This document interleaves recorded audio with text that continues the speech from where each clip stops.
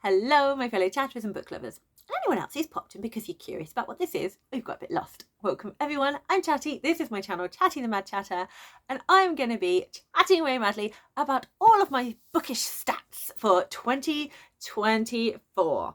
If you've been on the channel a while, you know that I do love a stat. It gives me a lot of nerdy book joy. So I'm armed with my notebook full of lots of crazy stat notes in there that I've taken from my phone, because I like to do kind of like, I make a little picture graph of my books.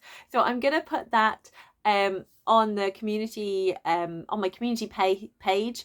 So if you're interested in how I do my stats on my keep notes on my phone, you can have a little look at that. It's lots of pictures, lots of symbols. I could edit and put it all in here, but I'm already editing my Can I Read Romance series, and there's only so much editing that I can do because life is too short. So this is going to be a one continuous shot. So grab yourself your little gimmicky teacup if you want to join in. The camera keeps rolling, chaos happens, but hopefully I will remain succinct. Here we go, everyone. Cheers! Clink, clink, clink, clink, clink. And then I do have an actual real tea just here because it's important.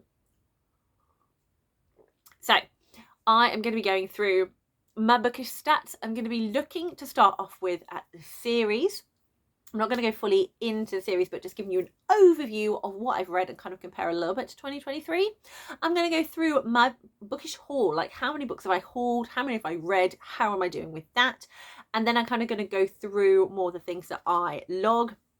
So I'm going to be looking at like the length of books I'm reading, so talking about the book sizes, talking about if I'm hitting two goals I set for myself, which is middle grade and global majority authors, and whether or not I achieved those in the year, and if I have improved from previous years.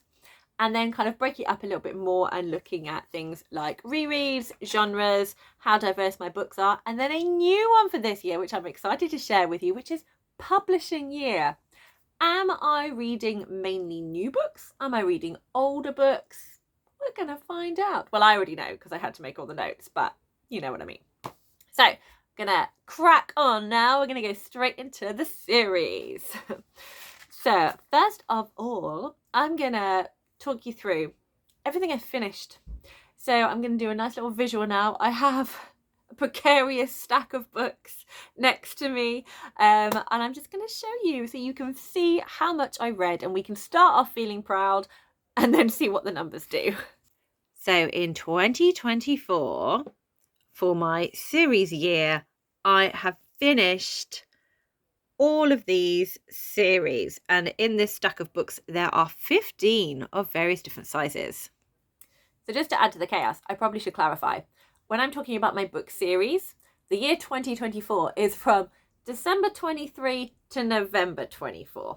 So it's slightly different to looking at the rest of my stats, but it works for me. So just to give you that little snippet of info, just in case you really pay a lot of attention, you're like, you did not read those this year, what are you doing?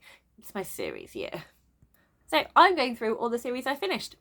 So I read Storm of Sisters by Michelle Harrison, which is a middle grade fantasy, and that finished off the Wittersham Sisters Pinch of Magic series, which I loved this series, and I really generally do want to reread this again. I haven't seen that many people reading this series, I think because the books have all been out for a while now and she's got a new series out, but I do, if you love a middle grade, I highly recommend this series by Michelle Harrison.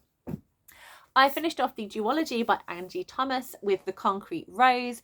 This is the follow-up to All the Hate You Give. That is a YA contemporary. This one feels like a really big achievement for me because I read Thunderhead and the Toll by Neil Shusterman, which is a YA dystopia. The reason it feels such a big achievement is because I read Arc of a Scythe in 2022, I think. So it's taken a while for me to catch up with the rest of the series. Really enjoyed Arc of a Scythe. It does feel very like kind of typical YA to a certain extent, but the dystopia of it is really interesting. But if it felt a little bit too YA tropey for you and you prefer kind of more larger explorations of themes, Thunderhead and the Toll I loved them so much more than the Scythe. Like they're just kind of up to the ante. They expanded the world, they explored the theme so much more, and it was less focused on two individual people and their own stories. We continue to follow them along with other people, but it just expands so much more in these books, and I thought it was brilliant. I then finished off the Lord of the Rings reread. So I wanted to listen to the Andy Serkis audiobooks, so it took me a while to kind of, because I'm a cheapskate, I don't listen to enough audiobooks to justify me having an audio subscription that's not BorrowBox for my library, which of course does not have the wonderful Andy Serkis version, and that is the one I wanted. But eventually I did, I bit the bullet, and I got the Return of the King, the third book in the Lord of the Rings trilogy, and I listened to that and had a wonderful time. I don't have the copy of this book, it's from the library, so this is a replacement. I think the actual book is bigger than this, it's a big book. And this was He Who Drowned the World by Shelley Parker Chan.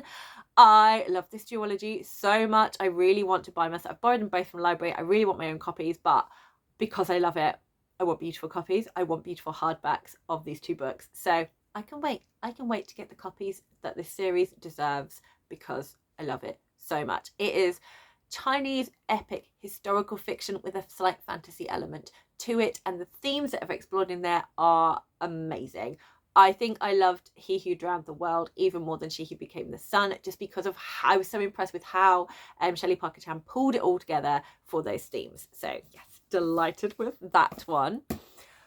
I also finished off another duology. This is This Cursed Light, which is the follow-up to This Vicious Grace, which is a very underhyped fantasy romance duology. I don't usually read fantasy romance, but I loved this duology. I thought it was so much fun.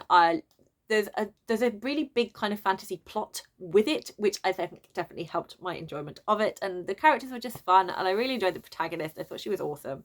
So I had a great time finishing off This Cursed Light. And this is my biggest achievement. This is the biggest achievement, and I'll tell you for why. It is the Stormlight Archive. So here I have Oathbringer, which was a reread for me. I haven't got it because it's buried, but I also read Dawnshard, and then Rhythm of War. I have finally read Rhythm of War, and Rhythm of War definitely fell into being one of those books that I'm so excited for. But I need to sit down and give myself the time to read it. So it was just being put off for ages because I knew to fully appreciate it, I wanted to reread Oathbringer. I had in 2022, I had reread Way of Kings and Words of Radiance. And then I ground to a halt because I got obsessed with readathons, and Oathbringer is massive. So yes, I finally read these. Amazing time. I'm not in a rush, so I'm up to date. Currently up to date because my 2024 series ends at the end of November 2024, and Wind and Truth, the 5th book, was released in December 24. So for all intents and purposes, I'm up to date. I won't remain up to date. I am now no longer up to date, but that's not the point.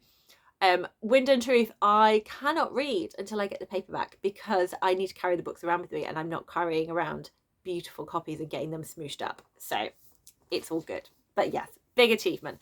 Massive epic fantasy, in case you're not sure what Stormlight Archive is and who Brandon Sanderson is. I presume you're not a fantasy reader.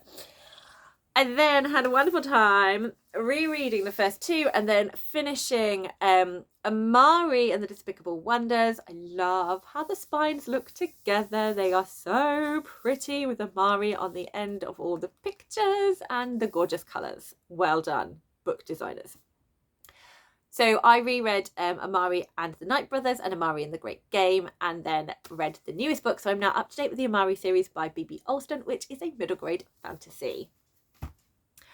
I then finished off the duology, Magic and Murder duology by Nicole Glover. Again, very underrated, beautiful duology. It's so fun. The first book is called The Conductors, and it is a historical fantasy mystery.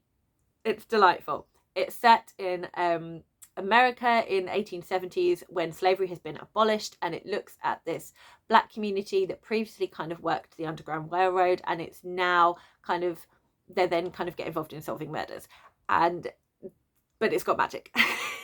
And it's delightful. So I really, really enjoyed this duology.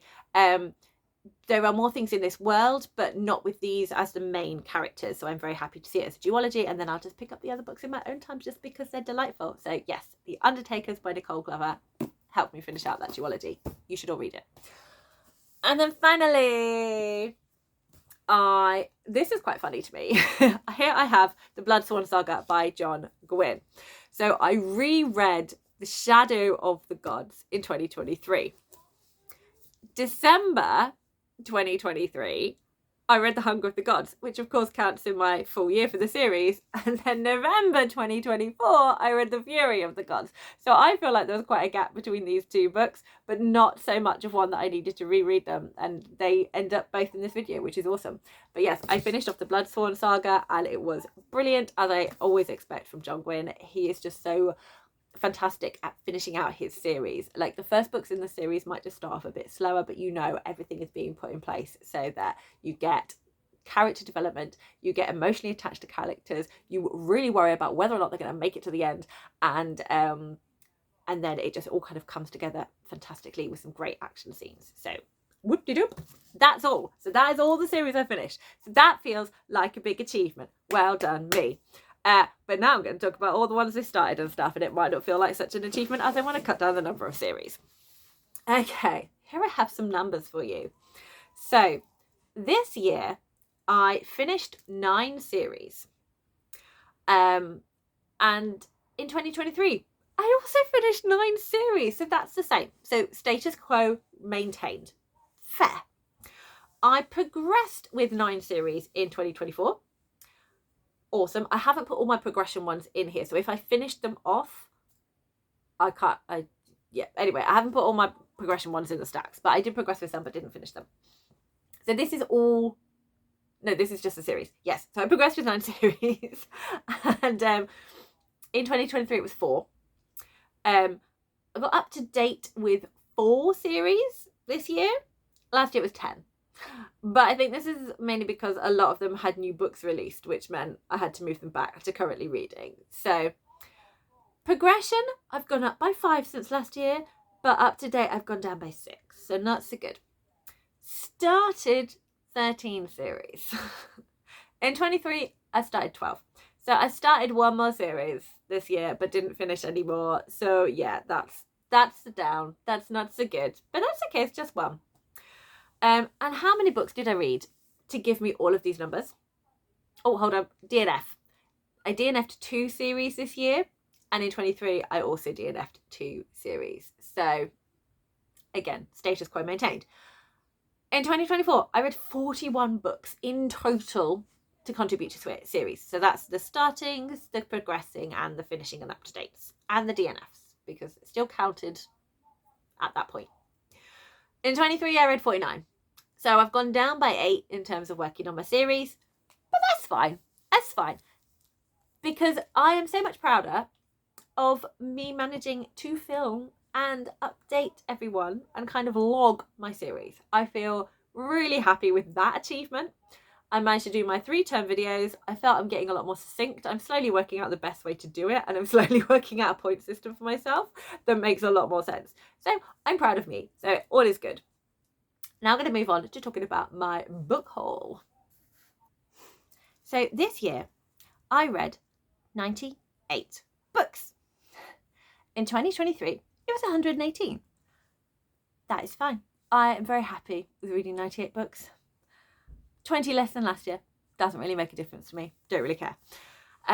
Hauled this year, I hauled 73 books. In 2023, I hauled 81. So that's got less. So I'm feeling better about that margin, and that feels good. Now, my goal this year was to read 50% of the books I hauled. So I read 32 of those 73 books I hauled. So not 50%, but it was 43.8. That's fine. That's okay. I'm quite happy with that. It's nicer to be closer to 50%, but we'll take it. In 2023, I had read 34 of those 81 books, which was 41%. So I have improved, not massively, but I have improved from last year, which is great. So at the end of 2023, I have a total of 126 books on my shelves that I hadn't read from my 23, 22 and 21 hauls. In 24, I read 5 of the 29 books from 2021. I wanted 20% and I got 70.2%. That's okay. It's not quite there, but it's not far off. I read 13 of the 50 books from 2022. My aim was 25%. I got 26%. Yay! I read 12 of the 46 books from 2023. Again, aim was 25%, and I got 26%. So well done me. So I've now added up all the books left from all the hauls. So I've got 41 books left to read for my 2024 haul, 34 for my 23, 37 for my 22, and 24 for my 21, which gives me a total of 136 books left to read from those hauls. It's not the same number that is my physical TBR because I'm not including all the books hidden in my secret stash under my bed or rereads that I've decided to put kind of into the mix of books I want to be reading. Okay, I'm going to move on to the statty stats now. So I read 8 ant-sized books, 30 mouse-sized books, 36 goat-sized books, 15 cow-sized books, 8 elephant-sized books, no blue whale-sized books, and 2 dino-sized books. So a dino is anything over 900 pages. An elephant is anything 501 to 700. A cow is anything that is 401 to 500. A goat is anything that is 301 to 400. A mouse is anything that's 151 to 300. And an ant is anything below 150 pages. So a range. My main size of book is the 301 to 400 pages. That tends to be where I get most of them from, and the next 2 highest numbers were either side. So basically reading books between 150 and 500 pages, it kind of makes sense. And all of that is very kind of similar to 2023 in terms of like the split. In terms of rereads, I read a little bit more. I read 99.32% of what I read in 23 was a reread, and in 2024 10.2% of what I read was a reread. So still kind of similar to that. This year I am focusing a little bit more on my rereads and giving myself permission to do some rereading. Age ranges. So here is one that is a goal. So I read 36 middle grade books, 20 YA books, and 41 adult books. My aim was a third of my books, so 33.3333% to be middle grade. I read 36.3%, so absolutely hit that target. Well done me. Although in 23, I did read more middle grade. I read 37.2%. So I think I read a bit more adult this year than last year, but a similar YA. My best middle grade reading month was, funnily enough, in March, but also July and October. I had 5 books, and I averaged about 8 to 10 books a month. 5 of those books were middle grade books. My best mixture of having like an even number of adult, middle grade and YA was September, when I had 3 adult, 3 YA and 4 middle grade. Okay, global majority stats now. So what I mean by global majority is what most people refer to as BIPOC authors. So that is Black, Indigenous or a person of colour. The reason being why I'm focusing on this is because in the publishing industry, there is still a predominance for white European authors to be published over other authors, which if you look at the population of the world, white European is much, much smaller. The global majority is Black, Indigenous and people of colour. So why is that not reflected in our authors and the books we're reading? So to continue to show publishers that we do want these stories, I am making a conscious effort to try and find global majority authors and read their works. So the goal I've set for myself is that I would like 50% of what I read to be by a global majority author. So the total, I read 40 out of 98 books that were global majority authors. So 58 were white Eurocentric. Not where I wanted to be, but that's the point of these stats and reflections. The first half of the year, I had, it was 19 out of 50 books. So that was 38%. Second half of the year was better. It was 21 books out of 49. So it was 42.8%. And if I had ended this in November, it would have been much closer, because I had in the second half of the year, so that's July to December, July to November, I had 21 global majority authors. I had 20 global majority authors to 22 white Eurocentric authors. So that is a much better mix. But unfortunately, December, I wanted winter books, and I only read one book by a global majority author because I'm struggling to find them. Olivia has given me a few winter books written by global majority authors, but if anyone else has any more suggestions, please tell me them. So that ticked it over to 21 to 28 was the ratio. But comparing with 2023, so I got 40.8%. In 2023, I got 32.2%, and the ratio was 44 books to 72. So 40 books to 58 is a much better ratio. So I'm going in the right direction, and we'll just keep on. I am aware this year, 2025, might not be okay with that, because the biggest goals I'm doing is trying to focus on my series and trying to read the stuff off my shelves. And I have gone through, and the books on my shelf, it is pushed more towards white Eurocentric authors rather than global majority authors. So it's something I'm working on, but 2025 might not be the year for me to hit those goals, and that's okay. We're just being aware. My best months for reading global majority authors were, it was February. I read 5 global majority books to 1 Eurocentric book.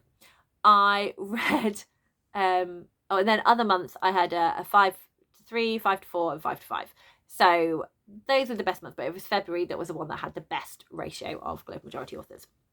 Moved on to genre. Can you guess what genre of books I read the most of this year? Yes, it's fantasy. No one's surprised. So I was going to do some percentages for this, but actually it ruined all my fun, because I read 98 books. So basically every time I did a percentage, it was the same number, but it varied on like the pointness of the percentage. So I stopped bothering. So essentially, roughly, it is the percent of what I'm saying anyway. So I read 45 fantasy books. That's 45% roughly. My second highest, again, not surprising, was contemporary. I read 20 contemporary books. The numbers are a lot smaller for everything else, which I did expect. That's fine. So my next highest one was actually non-fiction, which does surprise me. But I read 7 non-fiction books. I then read mystery was the next highest one. So I read 6 mystery books. Then we have a tie, historical and sci-fi. I read 5 of them. I have dystopia as a separate category to sci-fi. I know it's a subgenre of sci-fi, but it gives me very different vibes, so I separate it out. But if I did include dystopia, then sci-fi would be my highest after contemporary. But I don't lump it with that. So where are we? Then it was classic. Surprised myself, read 3. Didn't realise I only read 1. If you saw my goals video, that's what I say. But I hadn't included my December books, and I read Ballet Shoes, and I also forgot to include the one short story I read by Sherlock Holmes. Not by Sherlock Holmes, about Sherlock Holmes, by Arthur Conan Doyle, who wrote Sherlock Holmes. So it's actually a draw, sorry. The next highest category not only is classics, but is also dystopia and romance. So I read 3 romance and 3 dystopian books. And then that's it, because I didn't read anything else. So I didn't read any horror books, didn't read any poetry books. So there we go. My biggest months for reading fantasy was April, May, and June. I read 5 fantasy, and the other books, it was there were 4 other different genres, reading 1 or 2 books within each of the other ones. So yeah, spring was clearly a heavy fantasy month for me. My biggest range of genres was actually in March. I read 1 fantasy book, 4 contemporary books, so that was obviously the contemporary time, and 4 other genres. So very different reading for me in March last year. Also January was quite a big mixture of genres as well. Okay, I'm now going to move on to the diversity representation within my reading. So this is where I'm talking about the protagonist and the main characters, or if there is a theme within the book around these topics. So I read 29 books that were that had good LGBTQ plus representation, 13 of which were either written by a trans author or had trans protagonists or dealt with trans topics. I read 8 books representing physical disability, 7 neurodivergent, 26 with mental health, 28 from featuring a Black protagonist, and 13 featuring an Asian protagonist. I am aware by just lumping all Black characters and all Asian characters together, it's not giving you a wide variety, but if I went through every individual one, I'm not reading enough to go through every individual one, so I'm just giving you a rough overview of what books I'm reading and the diversity in it. I absolutely know I need to work on reading more books with Latinx characters and Indigenous characters because I read 0 this year.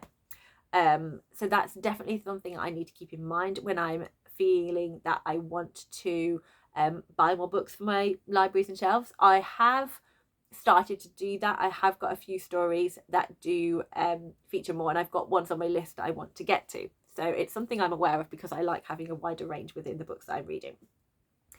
I haven't got any comparisons because it's the first time I've been sort of doing this with stats, so next year I'll see if I've improved on any of them.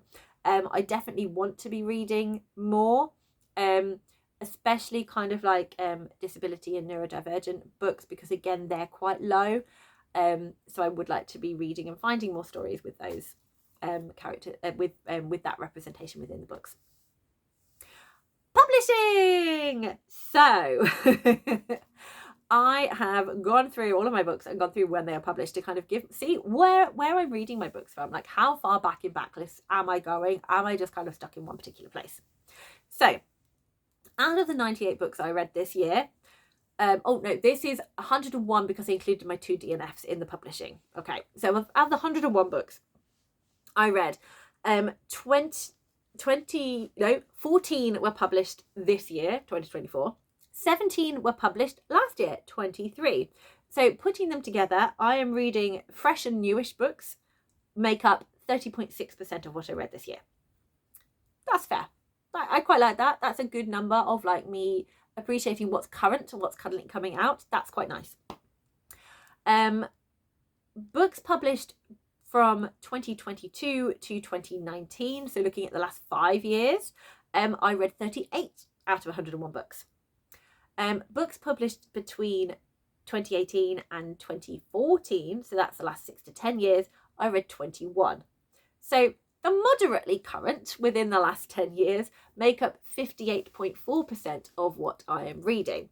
So that is where I'm getting most of my books from, which makes sense because I am aware of books that so I've been kind of following YouTube so kind of since 2020. So books that I'd thought of and wanted to read that were current have now become older, but also listening to people that had done the same thing as me and were excited about books that they hadn't got to. So that kind of makes sense that that's most of the books I'm reading. So I'm starting to be aware that actually I'd quite like to read some books that were published much later and start to read sort of more backlist books as well and kind of find some other ones. Because the numbers get very tiny from here on in. So 2013 to 2004, that's the last 11 to 20 years, I read 3 books. Published between 2003 and 1999, that's the last 21 to 30 years, I read 3 books. I didn't read any books that were published 31 to 40 years ago, which is 1993 to 1984. So no books in the year I was born. So this is the not very new anymore, kind of your elderly vintage books make up 5.9% of my reading this year. A very tiny amount. So then we move into books that were written in the last 41 to 70 years, which is 1983 to 1952, and I read 1953, sorry, and I read 2 of those books. the last 70 years, but still within the 20th century. So that's 1952 to 1900. I read 1 book. And the 19th books written in the 19th century. So that's 1899 to 1800. I read 2 books. And I didn't read any books younger than that. So books, yeah, so even less than, so then like less than 4% is older than 40 years. So that's given me a really good view of like where I'm sourcing my books from and what I'm kind of exposing myself to as a reader. So I definitely do. I know it's something I've wanted to for a while. I do want to read sort of more fantasy books sort of like from the 90s and 80s. So I have some that I have in mind and that I'm aware of. But again, trying to read off my shelves first before delving off into all these projects. So that's all my stats. That wasn't too bad. We've done it roughly around half an hour. I feel very happy with how succinct I have been. I'm aware it's not relevant anymore. All these videos come out in January, but I feel happy. We're in February. That's still the beginning of the year. So I can now finish. Oh no, I've got one more video. I've got one more video left where I'm kind of looking back at 2024, but then I'm all 2025 focused from here on in. We're getting there. I'm feeling proud of how much I'm being able to like put out and kind of feel on top of my booktubing at the moment. So I'm in a good place. And also, if you're still here, you probably aren't, but I really do appreciate, I have recently, I think because I've been consistently putting out content, I have recently, my subscribers have just like kind of like bumped up quite a lot. It's not massive, but it was like, I might have been getting like 1 every 2 months, whereas like within this month I've had about 10. So thanks everyone, that's really nice. Do let me know what kind of stats you track. Are you interested in bookish stats? Are you just like, I don't care, I just read books? Either is fine. There is no wrong answer. I'm just a nerd and this gives me a lot of joy. How do you entertain yourselves? Well, I like to work out book percentages because it makes me happy. Okay, I'm going to sign off now and drink, go and get a fresh cup of tea because this has gone cold. Happy reading, everyone, and I will be seeing you very soon. Bye.